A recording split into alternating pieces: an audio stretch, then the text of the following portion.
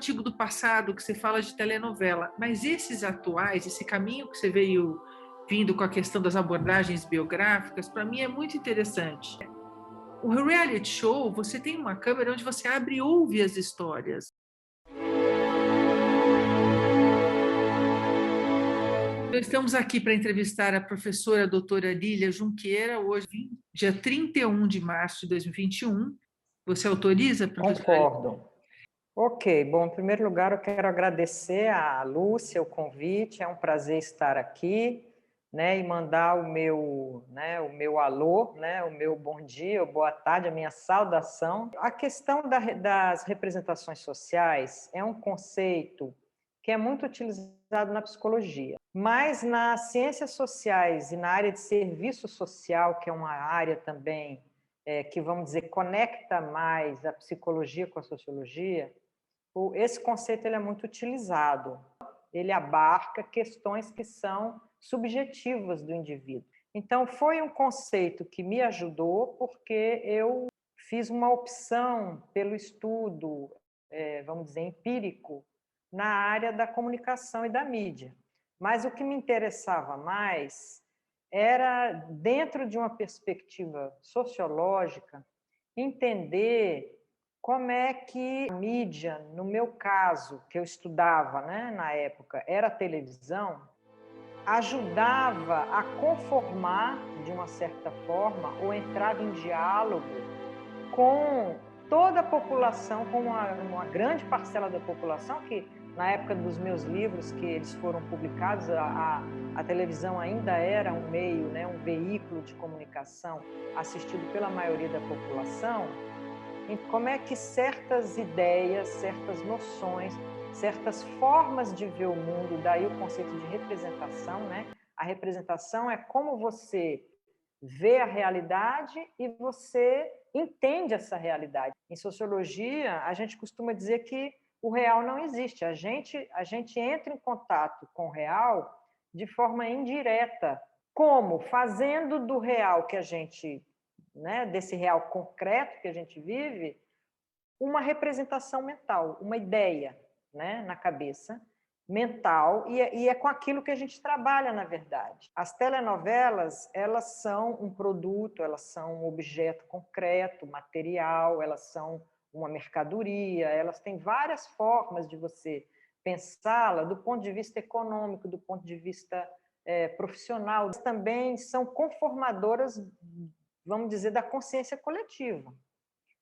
Tá? A partir das mensagens, dos conteúdos que são transmitidos e do diálogo que é estabelecido com os telespectadores. É um conceito que ia além dos conceitos da sociologia habituais, porque ele permitia entender as questões subjetivas, as psicológicas, as emoções, que você não pode trabalhar você não pode trabalhar com um veículo desse sem trabalhar a questão da emoção, daí a questão da subjetividade. E quem é que na sociologia trabalhou com representação? Foi aí que eu fui parar no Bourdieu, porque a gente tem uma série de tradições dentro da sociologia, tradições teóricas, em que, vamos dizer, as clássicas, as mais consolidadas, as primeiras, as mais antigas, elas não entram na questão cultural. Política e economia.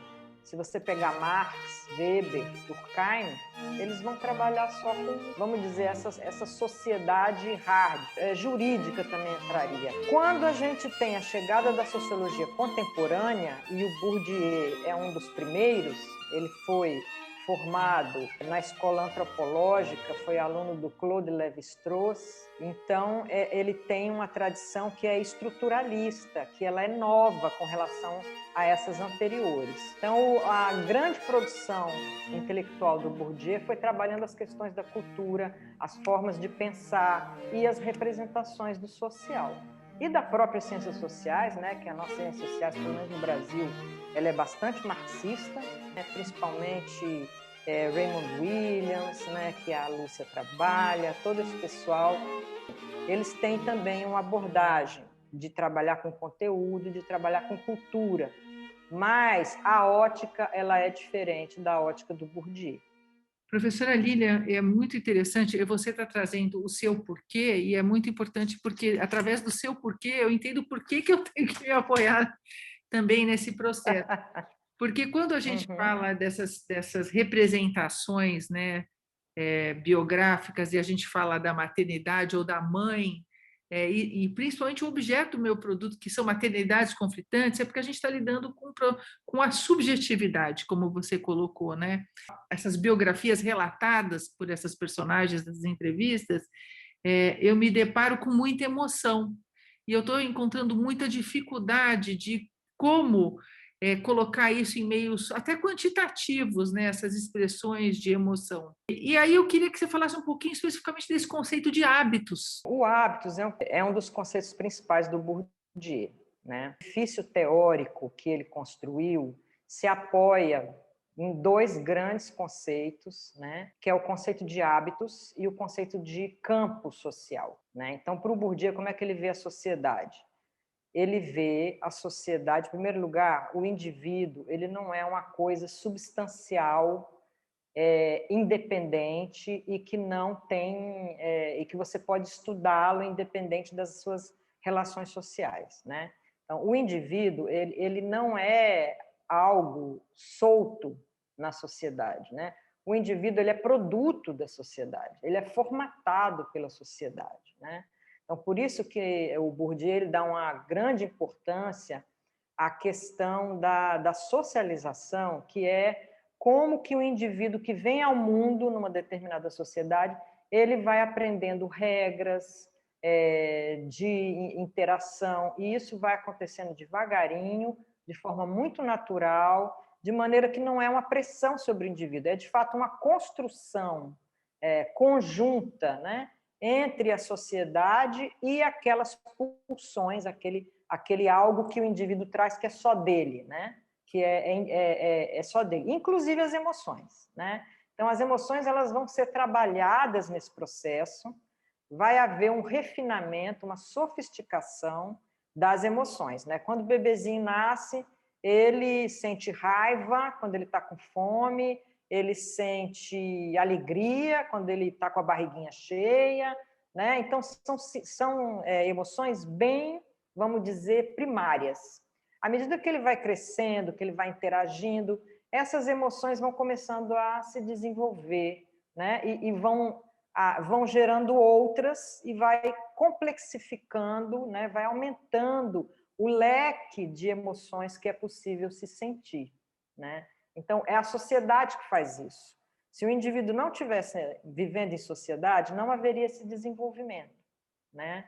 Então, a gente consegue hoje se emocionar e dar um nome para cada emoção. Isso é a sociedade que faz, é a socialização. E aí, Lúcia, é um ponto que marca a diferença do Bourdieu com a diferença do Raymond Williams, né, e da sua tradição mais marxista, porque é diferente a noção de sujeito, entende? O indivíduo para o Bourdieu não dá para você ver sem você ver a rede de relações. Primeiro você identifica a rede de relações e ali dentro dessa rede vai emergir um sujeito. Então, não é o sujeito independente. O Bourdieu nem usa o conceito de sujeito. Ele fala indivíduo, justamente porque sujeito traz essa noção de independência, de autonomia, né? De alguém que existe uma margem de espaço entre ele e o seu social.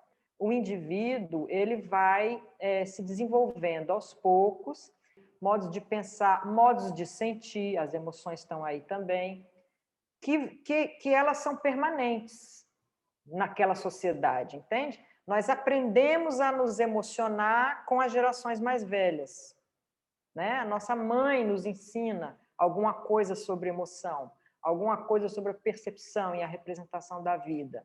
Então, o hábitos é isso, é esse elemento que permanece e que o indivíduo carrega dentro de si, né? É internalizado, é algo que é social, que vem de fora do indivíduo, né? que vem da sua família, do seu grupo social, não é inato dele, é algo que vem de fora dele e ele internaliza. Então, é a sociedade internalizada pelo indivíduo. Aquilo tem uma tendência para permanecer, né? Ou seja, você vai carregar aquilo nas suas, vamos dizer, no seu código de ação, de sentimento, de agir no mundo, você vai carregar aquilo o tempo todo, e quando você falecer, o seu filho vai continuar fazendo da mesma forma. Dependendo do campo social, aí entra o segundo conceito do Bourdieu, dependendo do campo social, do lugar que ele está agindo, que ele está interagindo, ele vai precisar ou não modificar esses hábitos com relação àquele campo social. Então, a ideia de campo é o lugar, vamos dizer, estático, né? Vamos supor, qualquer ambiente profissional para o Bourdieu é um campo social, né? Então, por exemplo, o campo dos jornalistas, né? O que o indivíduo precisa ter internalizado na sua trajetória social para ele conseguir funcionar naquele campo, para ele conseguir entrar naquele campo e agir com os outros atores que estão ali. Ele tem que ter um hábitos. Esse hábitos foi formado desde a infância e até a vida adulta, quando ele vai fazer uma formação profissional na área do jornalismo. E quando ele entra na profissão, ele continua aprendendo, lidando com regras, com determinações, com definições, que não são dele, são exteriores. Ele tem que atender aquelas exigências externas. Então, o campo é a sociedade dentro da qual o indivíduo vai atuar com um determinado hábitos ou não. E aí, como é que a gente liga hábitos com representação, e com mídia, e com telenovela, e com reality show? Em alguns trabalhos, o próprio Bourdieu diz que a nossa percepção da realidade, que as nossas representações da realidade, elas também são construídas socialmente. Ou seja, elas não são só subjetivas, elas são subjetivas e objetivas nessa forma de que elas são um hábito. Isso vai interferir na nossa forma de ver o mundo, na nossa forma de pensar.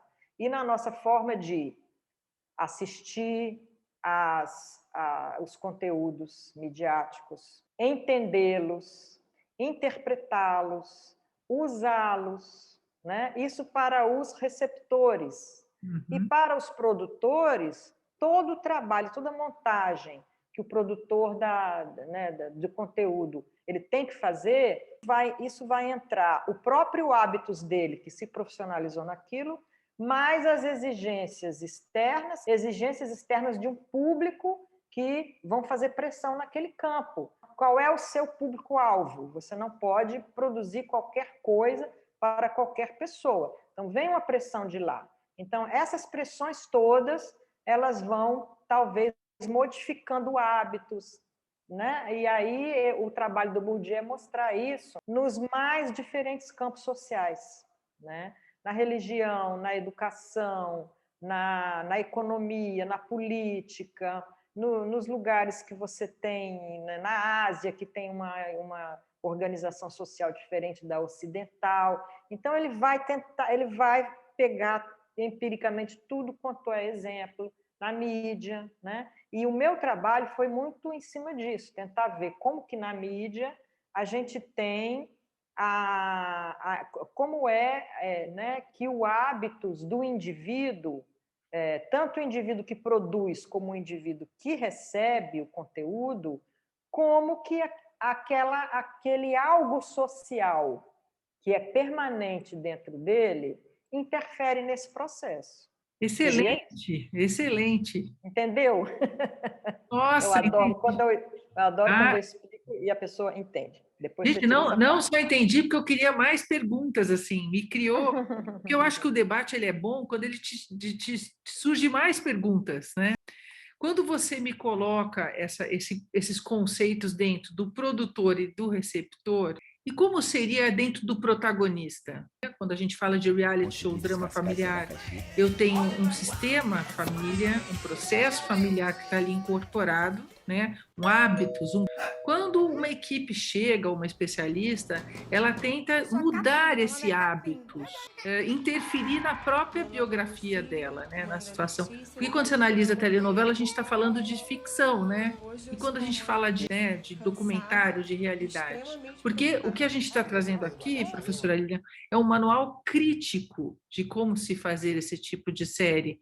Então, para que exatamente o produtor, ou o próprio acadêmico, ou o estudante de comunicação, ele tenha essa visão quando ele construir o próximo objeto. O reality show está mais próximo da realidade social do que a televisão, uma novela ou um filme.